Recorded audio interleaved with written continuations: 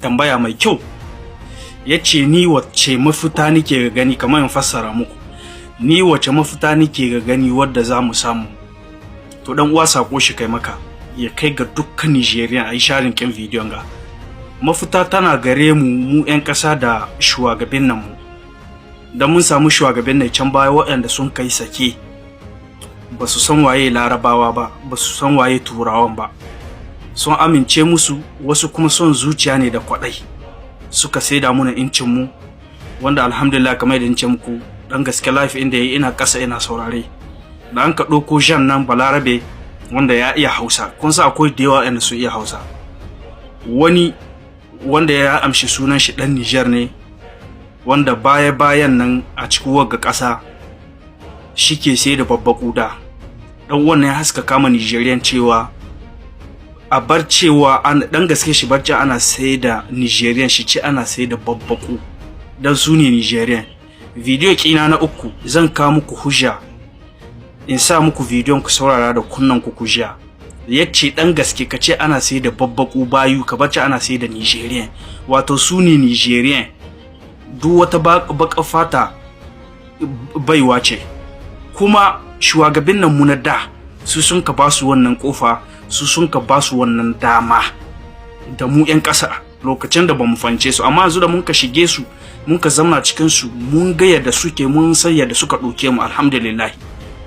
Wallahi cikin ƙasashen Laraba duk wanda azumin cikin ƙasashen Laraba sani an kana da arziki sai su musgunanta maka.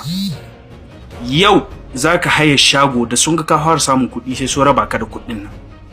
Baka isa kuma komi kuɗinka ba ka saye hili, baka isa kowaye kai, an dai baka fata kake, baka isa ba. Amma kaga baki ma dan kasar su baki, wanda dan kasa ne, an kaga ya sayi hili to ya armi ɗan kasa ce da sunanta za a san hilin. Radda sun karabu kuma ba shi ba wannan gidan, ba shi ba wannan hilin. Duk wanda ya zama cikin kasashen Laraba ka tambaya ka jiya.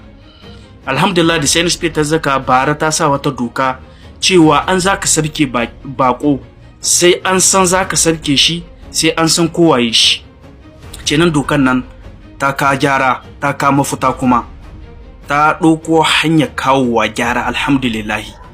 Mafuta da nice maka dan uwa, da kan kace wace mafuta za a samu, da nice maka tana ga magabata, tana gare mu za mu ba su shawara, mu da zamna kasashen Laraba da muka sai yadda suka ɗauke mu, yadda muka sai yadda rayuwar su take, su kuma sai su ɗoka su aiki da ita a matsayin mu na 'yan ƙasa jahilai da ake ɗoka. Duk wanda ya hita kasa ana ɗoka shi jahili ne, bai san komai ba.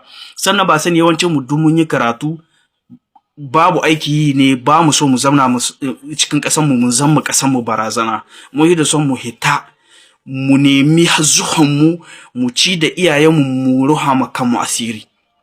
Cikin lafiƙin na shi ke cewa mu babbaku ba mu san ciwon kanmu ba, don yunwa ma ba mu iya hudda ta gare mu ba. Kuma wallahi shugabannin mu na baya da suka rike ƙasa, su suka jawo muna wannan wulakanci, su suka jawo muna cin mutunci, su suka saida muna incin mu, mutuncin mu. Dan shi muke ce, ni dai nake cewa ban yahe musu ba, sai Allah ya hidda min hakki na gare su. Alhamdulillah yanzu Allah ya kasi NSP ta ɗauko hanya. An kun lura kun gani duk shugaban da ya zo da babu social media, da babu abin da zai wayan ma da ɗan ƙasa da kai, duk shugaban da an ka samu wanda zai wayan ma da Nigerian da kai, zai kwato muna incin mu, sai ka gani azzaluman da ake waye da shi, waɗanda dan antere su kai, dan ƴaƴansu duka da aljihunsu, ba dan ƙasa suke yi ba, da su aka haɗa kai a cutar da wannan shugaba a kau da shi. Baba Tanja ya yi ƙoƙarin shi ya wayan muna da kai, sai yanzu da social media ta zaka alhamdulillah ta gyara, ta waye muna da kai, mun ka fara fahimta Baba Tanja miye manufashi. Haka Bara Mai Nasara, Allah ji kanshi da rai, Bara Mai Nasara General, shi ma ya zaka da sun ka gani ajanda bari shi nemo inci ne, ya fahimtar da mu ne mu tashi tsaye da kanmu, sun kai amfani da makusantan shi sun ka cutar da shi. Da wanga muke ce muku Nigerian ku tashi da kanku. Magabatan ga wallahi da sun ka zo kwato inci, ku ba su goyon baya, ku yi sitoner kinsu kamar yadda yanzu kuka goya musu, mun ka goya musu baya, mu yi ta musu addu'a, mu tashi tsaye da kanmu, mu yi aiki a aikace, ba ga baki ba, mu nemi incin mu, mu tsiratar da mutuncinmu mu tsiratar da incinmu. Sai NSP su sa doka cewa duk wani balarabe an yi zaka ka a shaida mishi, an zai haya ya nemi arziki ba a hana mishi ba. Kai kasashen Laraba ko da ka aihwa bai isa shi karbi takardar zama dan kasa ba, sai dai shi karbi takardar kasar su. Amma mu sun shiga kasashen mu su sai hilaye saboda muna da kwadai, mu baka fata muke wulakantar da kanmu da kanmu. Dan kwadai mu sai da musu hilaye, mu sai da mutuncin mu, ƴaƴansu su aihe su samu takardar zama kasa. ƴan kasa ku tai Mauritania ku gani, ku bibi tarihi. Da kasar baka fata ce Mauritania, amma jajayen Laraba suka yaɗu da su, suna san hilaye sai suka yi ƙarhi. Bara dai baki ya ci shugaban ƙasa sun ka tsaya fat, manya jajaye da an rike da mukammai sun ka ce bai isa shi mulke su, bawa bai isa shi mulke su ba. Wallahi haka an kai sai an ka sauke shi an ka hau da ja. An ka sabke shi an ka hau da ja. Kullum suna zagin mu da bauta da yunwa da talauci.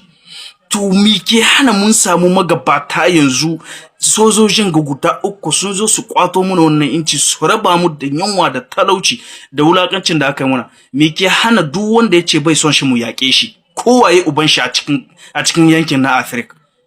Me ke hana mu yaƙe shi? Wallahi mu sai inda ƙarhin mu ya ƙare. Alhamdulillah, Allah ya kawo mana waga social media, ya kawo mana wata duniya wanda zamu yaƙan maƙiyan mu da kanmu, sai dai an mun sai da mutuncin mu, mun sai da incin mu. Mu dai muna tsayin da kawala, sai dai mu rasa rayukan mu ne akan incin mu da mutuncin mu. Ba za mu taɓa reda ba, kuma za mu ɗora ƴaƴan mu akan neman inci insha Allah.